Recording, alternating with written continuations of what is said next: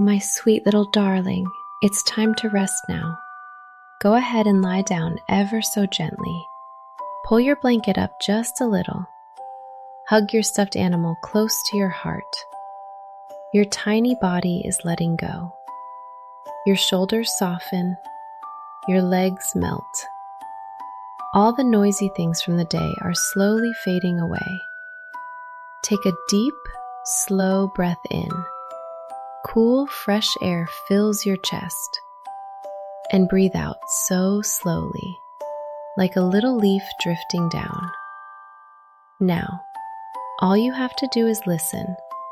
No need to think, no need to try. Sleep is already so close.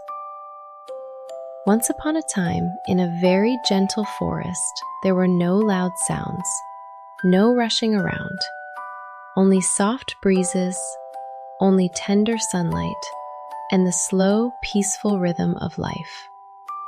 In that place, there lived a tiny puppy named Mew. Mew wasn't big. He wasn't strong. Mew was just a very small puppy, kind, gentle, and easily moved by feelings. His fur was as soft as baby grass. When the breeze passed through, it swayed like little waves. His ears flopped down because Mew was always a bit shy. And his eyes, they were always round with wonder at the world. Mew had lived in the forest since he was tiny. He was used to the sound of the stream, used to the smell of grass, used to the moonlight, used to days that passed very slowly. Mew didn't need very much. A soft place to lie, a little warm sunshine, just enough food. That was already enough to make him happy. But just like many little ones, Mew was still learning what enough really means. Learning how to cherish things. Learning how to understand his own feelings. One afternoon, after running around the meadow for a long time, after chasing a few little butterflies dancing in the sun, Mew felt a little tired. He stopped, breathed softly, and right at that moment, a very special scent floated toward him. It wasn't too strong, but it was enough to make Mew's little nose twitch. It was the smell of a delicious bone. Mew hesitated for a moment, because he was a very careful puppy, but the scent kept pulling him forward, gently, one tiny step at a time. And then Mew saw the bone under a big tree. It wasn't huge, but it was clean and white. It smelled sweet, and it looked so tempting. In that moment, Mew's heart filled with joy. Not a big joy, just a small, lovely joy, like when you find a little candy in your pocket. Mew bent down, took the bone gently in his mouth, very softly, afraid of hurting it, afraid of dropping it. His tail wagged just a little, not wildly, only softly, because it was a gentle kind of happiness. Mew didn't eat it right away. He wanted to carry it home to his familiar spot. He wanted to enjoy it in peace. He wanted to feel safe. That showed. Mew was a puppy who lived by his feelings, never in a hurry, never rushing. He always wanted everything to feel calm. On the way home, Mew walked very slowly. He felt every breeze brushing through his fur, every blade of grass touching his paws, every ray of sunlight sliding across his back. The whole world at that moment was quiet, like a song without words. And then, Mew stepped onto the little wooden bridge over the stream. The bridge wasn't new. The wood was smooth from years and years of walking, but it was sturdy and very kind. Mew stopped in the middle. He liked looking down at the water, because the water was always smooth, because it always reflected the sky. And that was the moment the story began to change. Down in the water, Mew saw another puppy. That puppy looked exactly like him, not different at all. But in that instant, Mew didn't yet realize it was his own reflection. What caught his eye wasn't the face, wasn't the ears. It was the bone in the mouth of the other puppy. That bone looked bigger, longer, juicier, and right then, a strange feeling rose inside Mew. Not fierce jealousy, not huge greed, just a tiny, soft thought. That bone looks tastier.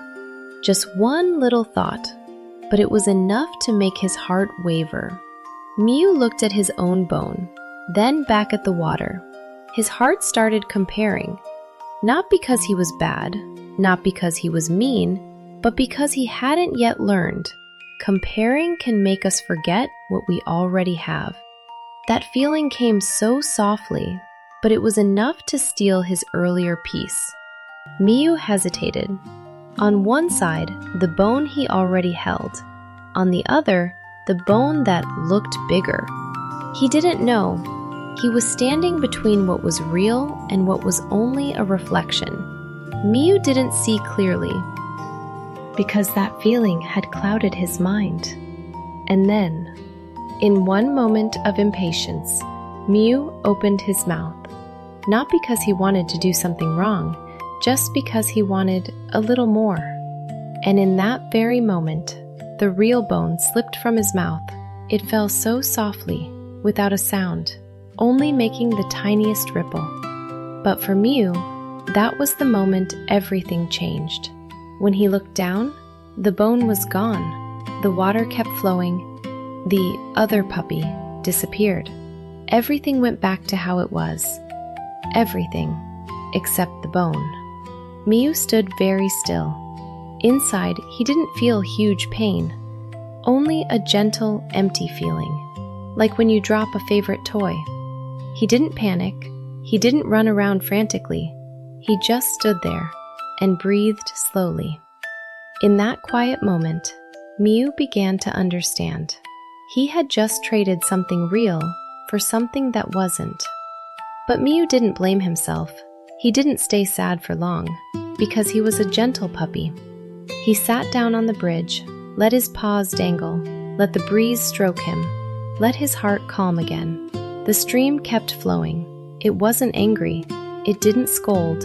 It only whispered very softly, and that very gentleness helped Mew feel peaceful again. He breathed in, breathed out, slowly, slowly. He understood something. He hadn't lost everything. He had only lost one bone. But he still had the forest. He still had the breeze. He still had the sky. He still had sweet sleep. Mew walked home. The same path was still there. It didn't judge him. It didn't change. The weeping willow still swayed.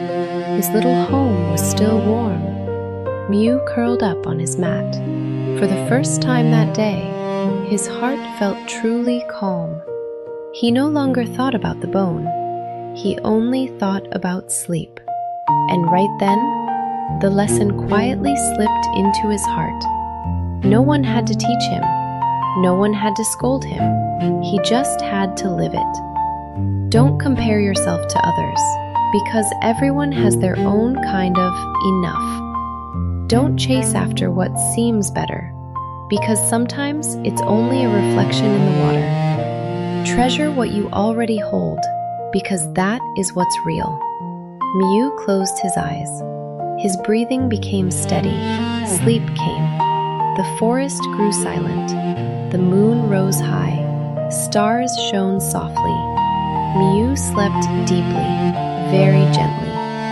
And sweetheart, right now, you're just like Mew. Let your eyes close very slowly.